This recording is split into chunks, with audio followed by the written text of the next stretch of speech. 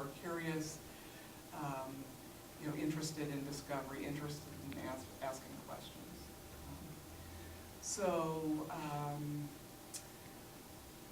Then actually there's a small, short part secondary application that the MSTP asks you to do, very short, just to like what do you want to do, or what could you imagine wanting to do in terms of research, and that just helps us be able to put it together with faculty when they interview. Letters of recommendation are hugely important, and they were probably important, probably not as important during your medical school application as they are for MD, PhD, and this is true of graduate school as well.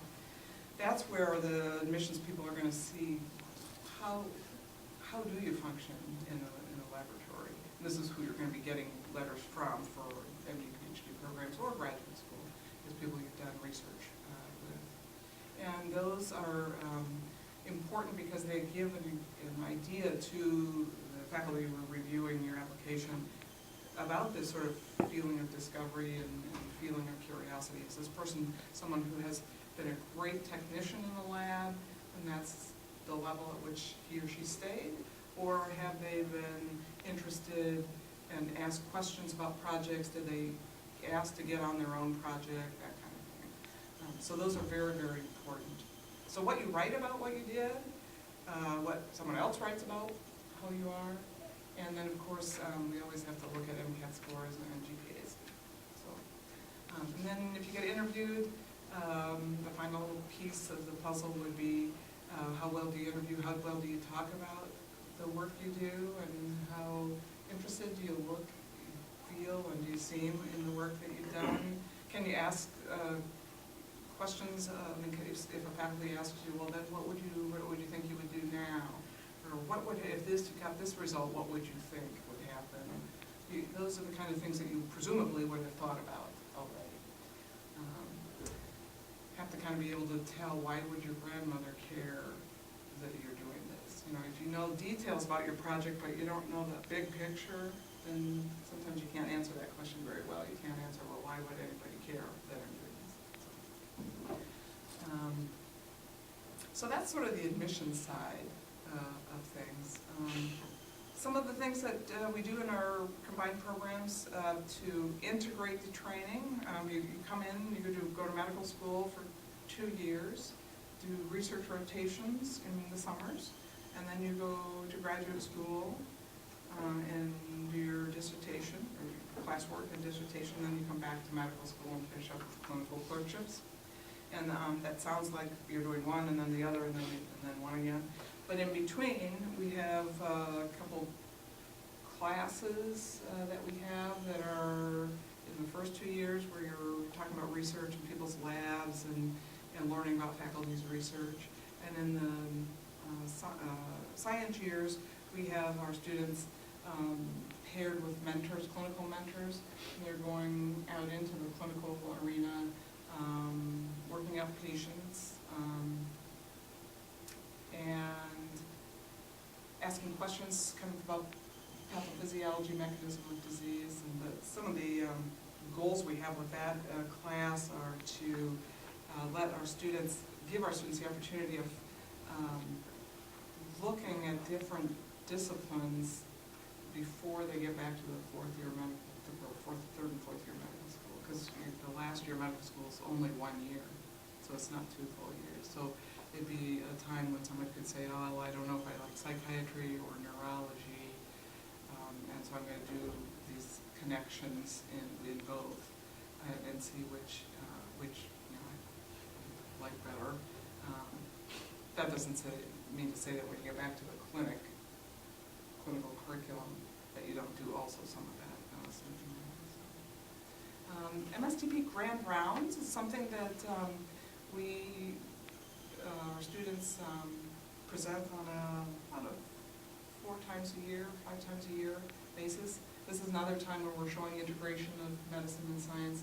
One of our senior level students presents a clinical case that he or she's seen in the clinics, and then one of the senior level graduate students presents the current thing research realm about the clinical issue.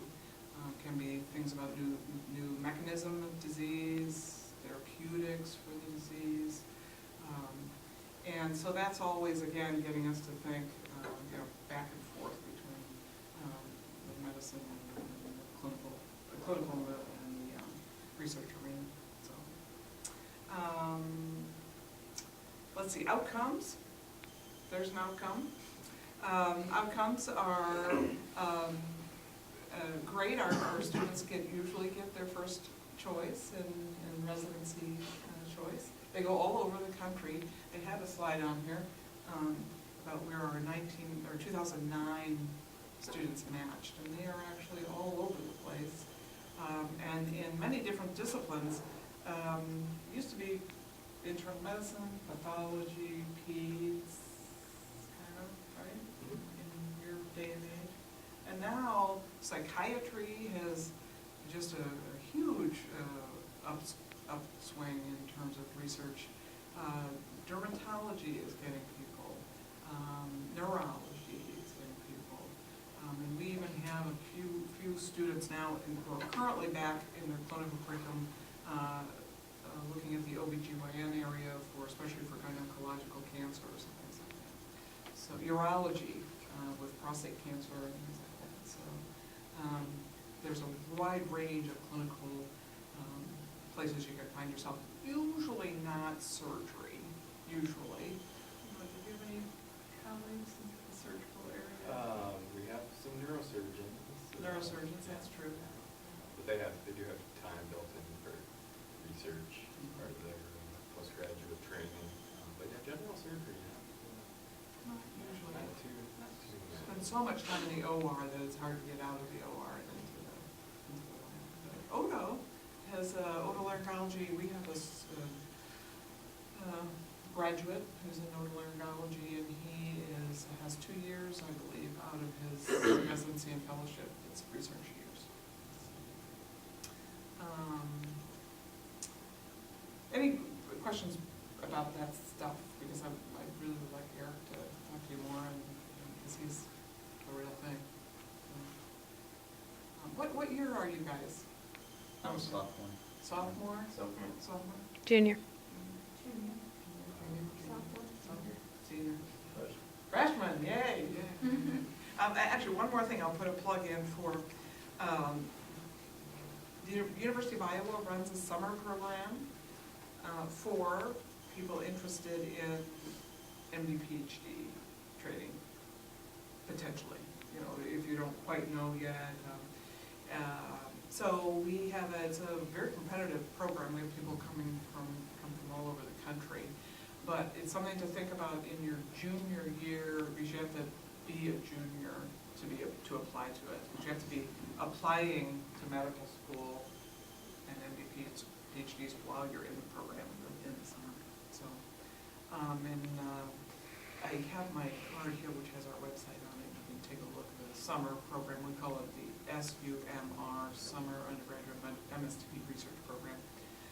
It's a great way to get exposure to MD, PhD types of training. You get a lot of exposure to our students, a lot of exposure to physician scientists, and it's primarily a lab experience, but you get have a clinical mentor as well, and get to do some shadowing at the ER.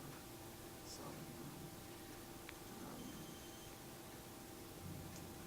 okay, Eric, tell them what it's like. All right. So